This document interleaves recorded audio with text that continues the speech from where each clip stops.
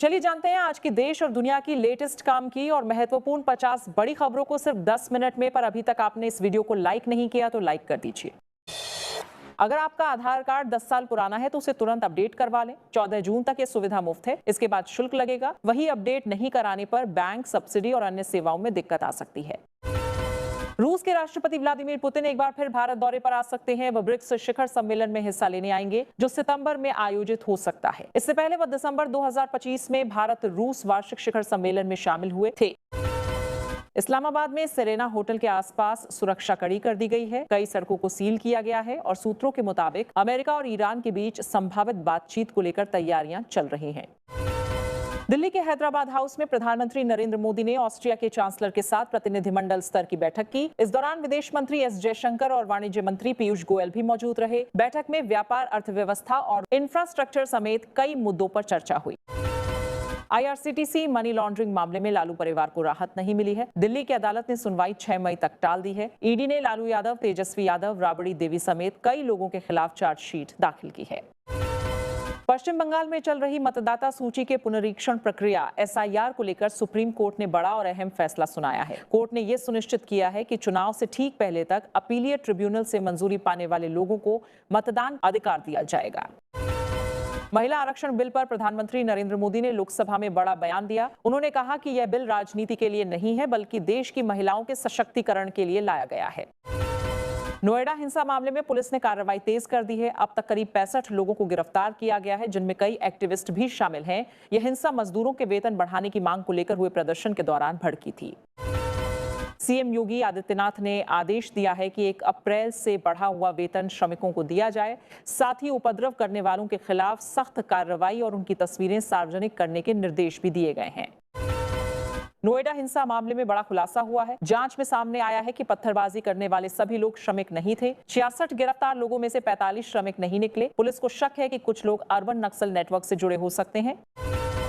पश्चिम बंगाल के पश्चिम वर्धमान में उत्तर प्रदेश के मुख्यमंत्री योगी आदित्यनाथ ने टीएमसी पर बड़ा हमला बोला। उन्होंने कहा कि ममता बनर्जी के नेतृत्व में बंगाल आतंक, माफिया राज और भ्रष्टाचार का केंद्र बन गया है। दिल्ली एयरपोर्ट पर टैक्सिंग के दौरान स्पाइसजेट विमान ने अकासा एयर के प्लेन को टक्कर मार दी। घटना में किसी को नुकसान नहीं हुआ। दोनों विमानों को एहतियातन ग्राउंड कर दिया गया। बीजेपी के राष्ट्रीय अध्यक्ष बनने के बाद नितिन नवीन पहली बार संसद पहुंचे। संसद की सीढ़ियों पर अमित शाह ने उनका स्वागत किया और इस दौरान कई सांसदों ने उनके साथ तस्वीरें खिंचवाई। तमिलनाडु में परिसीमन को लेकर डीएमके ने ब्लैक फ्लैग प्रोटेस्ट किया। मुख्यमंत्री स्टालिन ने काले कपड़े पहनकर विरोध जताया और परिसीमन बिल की कॉपी जलाकर विरोध दर्ज किया। साथ ही चेन्नई में भी डीएमके मुख्यालय पर काला झंडा फहराया गया। डीएमके के प्रवक्ता ने कहा कि सरकार आबादी के आधार पर सीटों की संख्या बढ़ाने की कोशिश कर रही है, जिससे दक्षिण भारत के राज्यों को नुकसान हो सकता है। वहीं इसे लेकर डीएमके ने राज्यव्यापी विरोध प्रदर्शन शुरू कर दिया है। महिला आरक्षण संशोधन से जुड़े विधेयक लोकसभा में पेश कर दिए गए। केंद्रीय कानून मंत्री अर्जुन राम मेघवाल ने महिला आरक्षण संशोधन और परिसीमन बिल पेश किया। इसी बीच संसद में एक खास पहल भी देखने को मिली, जहां देश के अलग अलग हिस्सों से आए करीब 2000 महिलाओं को विजिटर गैलरी में बैठाकर संसद की कार्यवाही देखने का अवसर दिया गया। गृह मंत्री अमित शाह ने केंद्र शासित प्रदेश संशोधन बिल सदन में रखा। जैसे ही ये विधेयक पेश हुए, लोकसभा में जोरदार हंगामा शुरू हो गया। विपक्ष ने खास तौर पर परिसीमन बिल का कड़ा विरोध किया। कांग्रेस ने सरकार की मंशा पर सवाल उठाते हुए कहा कि सरकार संविधान को हाईजैक करना चाहती है। इस पर जवाब देते हुए अमित शाह ने कहा कि अभी बिल के मेरिट पर चर्चा संभव नहीं है। महिला आरक्षण संशोधन बिल पर चर्चा के दौरान कांग्रेस सांसद गौरव गोगोई ने कहा कि कांग्रेस महिला आरक्षण के पक्ष में है, लेकिन परिसीमन विधेयक से उन्हें आपत्ति है। उन्होंने आगे कहा कि सरकार महिला आरक्षण और परिसीमन बिल को एक साथ जोड़कर बैकडोर से परिसीमन लागू करना चाहती है। विपक्ष के हंगामे पर अमित शाह ने कहा कि किसी भी नियम का उल्लंघन नहीं हुआ है और विपक्ष सिर्फ विरोध के लिए विरोध कर रहा है। उन्होंने यह भी कहा कि महिला आरक्षण को लागू करने के लिए बाकी 2 बिल भी जरूरी हैं। महिला आरक्षण को लेकर प्रियंका गांधी ने कहा कि देश में महिला आरक्षण की शुरुआत कांग्रेस ने ही की थी। उन्होंने चर्चा के दौरान कराची अधिवेशन का जिक्र करते हुए कहा, पूर्व प्रधानमंत्री राजीव गांधी ये प्रस्ताव लेकर आए थे, लेकिन उस वक्त भाजपा ने ही इसका विरोध किया था। संसद के विशेष सत्र में प्रधानमंत्री नरेंद्र मोदी ने लोकसभा में कहा कि परिसीमन में किसी राज्य के साथ भेदभाव नहीं होगा। ये मेरी गारंटी और वादा है और न ही लोकसभा में किसी राज्य का अनुपात बदलेगा। समाजवादी पार्टी ने सरकार से तीनों बिल वापस लेने की मांग की है। अखिलेश यादव ने कहा कि सरकार धोखे से बिल लाई है और सवाल उठाया कि इतनी जल्दबाजी क्यों दिखाई जा रही है। सपा सांसद धर्मेंद्र यादव ने मुस्लिम महिलाओं को आरक्षण देने की मांग रखी। इस पर अमित शाह ने स्पष्ट कहा कि धर्म के आधार पर आरक्षण देना असंवैधानिक है। बिल पेश करने के प्रस्ताव पर वोटिंग हुई, जिसमें कुल 436 सांसदों ने हिस्सा लिया। प्रस्ताव के पक्ष में 251 और विरोध में 185 वोट पड़े।